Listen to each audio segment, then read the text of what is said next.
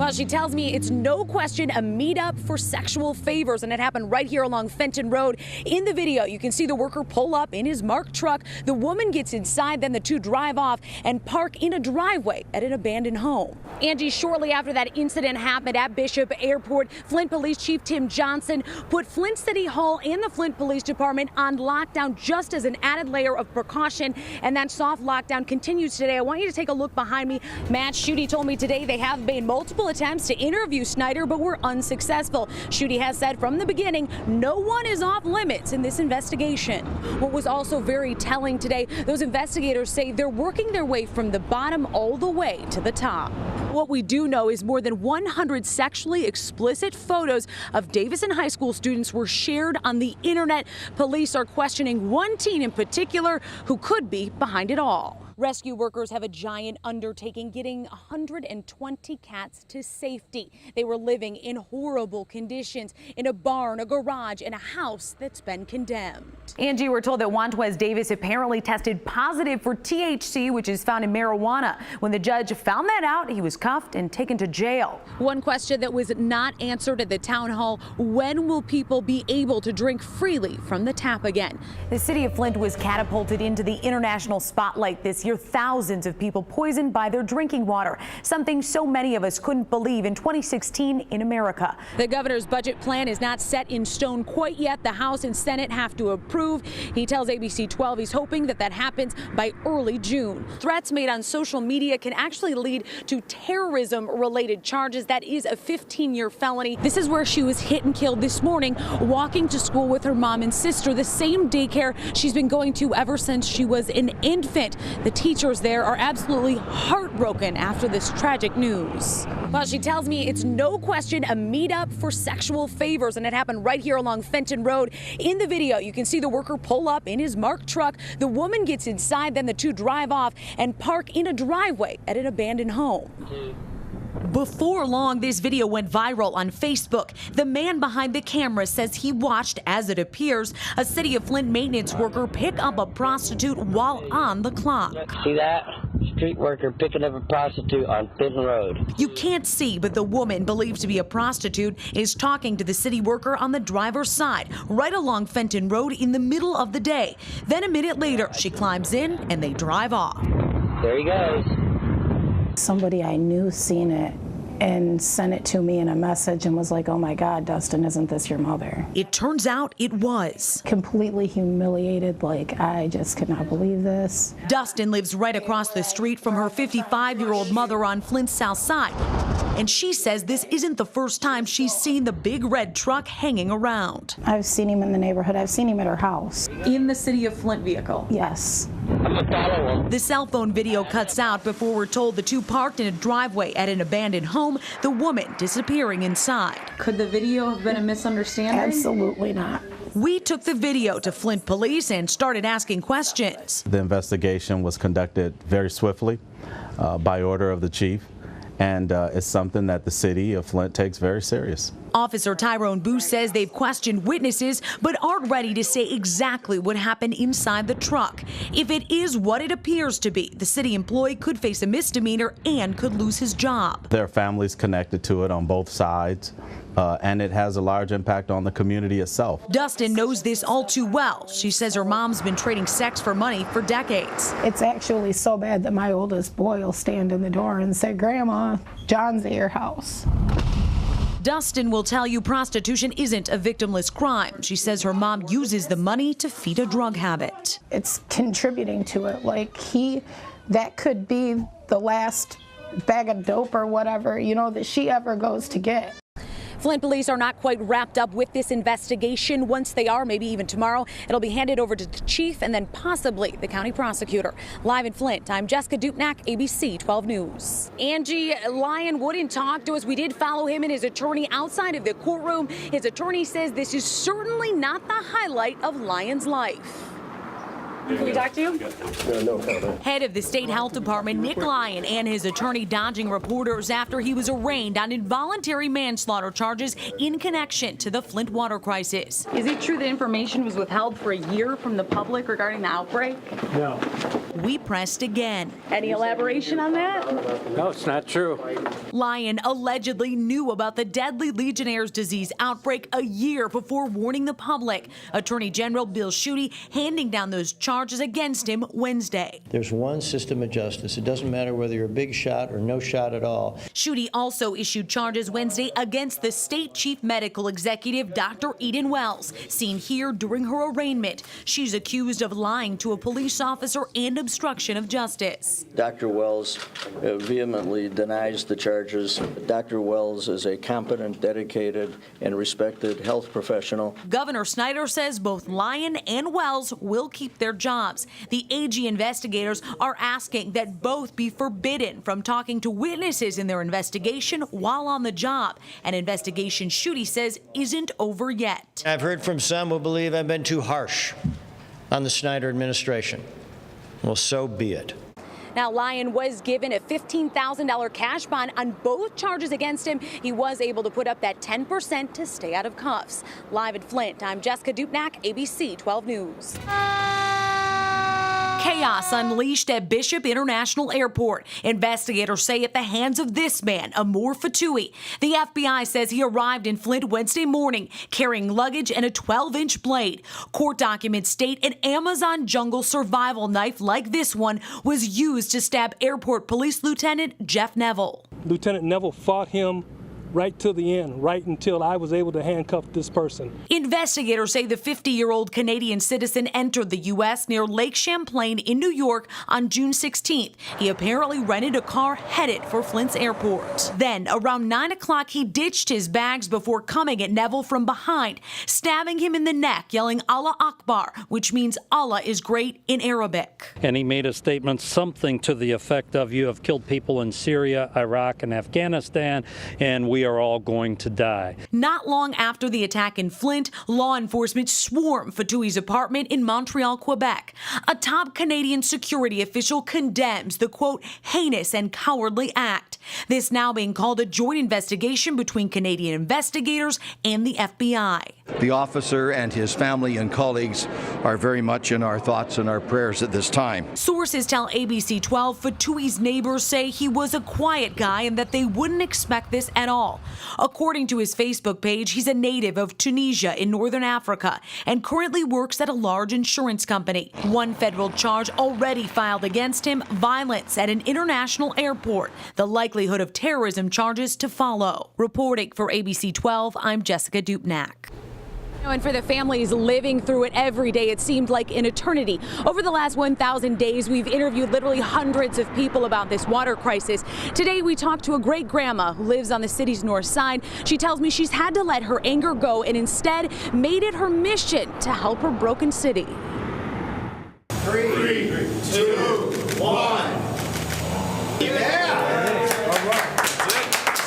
Shortly after this happened, people citywide started complaining about the taste of their water coming from a new place, the Flint River. We kept using it because we didn't have any idea that, we was having unclean water. It wasn't until more than a year later that science proved something was wrong, extremely high lead levels. Since then, Flint has been in crisis. Last summer, we stopped to talk to Dolores Ellis, who we saw setting out cases of water at the bus stop in front of her home. My goal was to get it to the people that can't get it. That's still my goal. You can see from this video, she had a stockpile. Well, maybe 400. 500. It's fitting on the 1,000th day since the water switch. We talk with her again. She didn't know about the anniversary. Is that shocking to you? Yes, it is. Like the water experts keep saying, Dolores is only using filtered water or bottled, something that's become normal. And at first it was real hard, but now with the water I have and the water that I'm giving out, it's getting a whole lot better. The water sites are still open around the city, even hers. Anything they want to let me know, I give it to them, no problem at all. It could be another 3 years before all the pipes are fixed in the city, not the news people were hoping for. You have to work with what you got. That's what you got to do. Work with what you got and work with the people and throw the anger away. Some good advice there from Dolores. Now 13 people, state and city employees, have been charged in connection to this water crisis. Investigators are calling it a cover-up. Live in Flint, I'm Jessica Dupnack, ABC 12 News. Jessica, what has your investigation turned up about these accusations? Well, Angie, he filed a complaint. It's right here inside. He paints a vivid picture. Some parts will make your skin crawl. He says something needs to be done because loved ones' remains are being disrespected. Can you go to Flint and bring our daughter-in-law back home, basically? A frantic family searching for answers started asking questions to Lansing area funeral home director Darren Vickers. Those questions were, we're not comfortable with this, we're not comfortable with that, what do you know about Swanson's? The family had second thoughts about using Swanson's funeral home in Flint. For 50 years, they're known throughout the state for low-cost cremations. The idea of performing a cremation for $695 is almost impossible. When the family sent Vickers to pick up her remains, he wasn't prepared for this. When I walked in the door of Swanson's, you had this very definite odor of decomp, death, basically. And, that's a smell that you never forget. He's been in the business for a decade, but couldn't believe his eyes. Probably one of the most disturbing things were the puddles of fluid, whether it was bodily fluid or whatever, on the basement floor when we went down to the prep room that they told me to watch my step. And he says it gets worse. Decomposing bodies in cardboard cremation boxes stacked on top of each other in a garage. Keeping bodies in a unrefrigerated hot garage from basically May to December, I just don't really think that's the best idea. He says fly strips hanging from the ceiling, blood-stained casket pillows laying in the hallway. I've been in slaughterhouses that were cleaner, He filed a complaint with the state, several pages detailing everything he saw. In the small town of Leslie, just outside of Lansing, others heard of the horror story. Well, my first thought, of course, was our sister. I'm thinking, now, did they take care of her? Jackie Smith says Swanson's took care of his sister's cremation this past summer. Do you think of a funeral director or a funeral home as taking care of your loved ones? This is the advertisement they use. Now they're second-guessing everything. Are you worried that maybe that's not your sister? Absolutely. Absolutely. Smith says they want to know for sure the remains they have are really their sister's. We're gonna see if they can do a DNA on that also, because in no way I trust them now.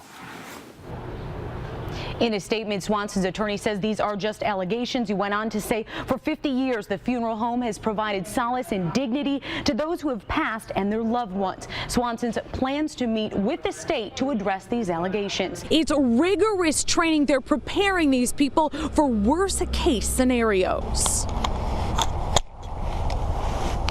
We're not looking for speed. We're not looking for prettiness. Just slow, well-aimed shots. Go straight up. Concentrate on that front sight tip and slowly press that trigger to the rear, okay? Nice.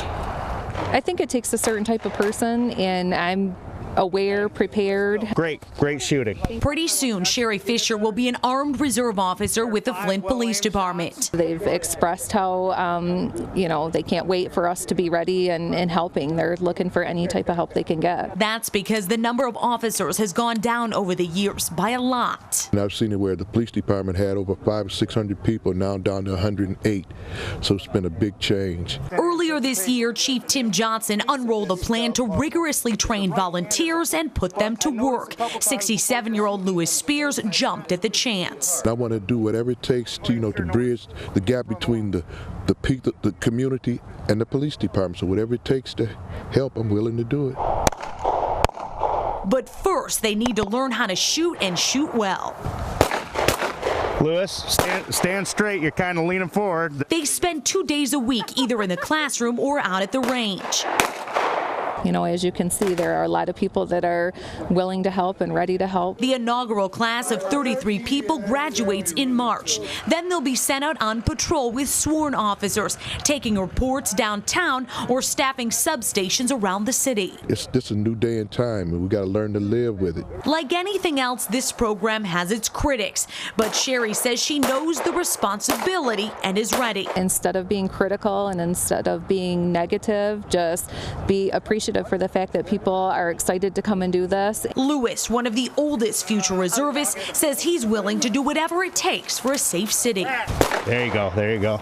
I know it's rough out there, but I'm willing to take life as a chance. It's a gamble. Everything is a gamble. This class graduates in March. Flint PD already looking for volunteers for their next academy. Matt and Angie, you were there. You could feel the mood shift during the question and answer part of the town hall. People were angry. That was very clear. Some of them tell me they're dissatisfied with what they heard. That's all you guys have to say. You guys have no solution. Tense moments at a packed water town hall. Cheers after a Flint resident erupts. Adam Murphy clearly isn't alone in his frustrations. The city's mayor stepping in to mediate. If we don't let them finish and say what they're saying, we sure can't hold them accountable to what they're saying in front of all these people. Murphy wasn't kicked out for speaking up and stayed to listen. Some in the audience there only to listen and learn from panels of experts. The scientists all agree the water in Flint is getting better, but not good enough to drink. We will continue to recommend that the Flint residents do not drink unfiltered water. Challenges lay ahead, like a 3-year plan to replace lead service lines, which could mean only filtered water in the meantime. 3 years from now, maybe, after all this money spent. Murphy has had his pipes replaced and a pricey water filtration system installed, but his family still suffers. You saw it last night. You saw people who have been hurt, people that have been lied to, people that have been beat up. Murphy and others in the room are skeptical with serious mistrust of leaders in government. None of them were drinking the water for 18 months. None of them were bathing in it. At the end, a commitment from those who took the mic Wednesday night to be here for decades to come. It's not fun to get shouted down, but I'm not going to fight against it. I'm just going to keep working with the people who want to work with us. One question that was not answered at the town hall: when will people be able to drink freely from the tap again?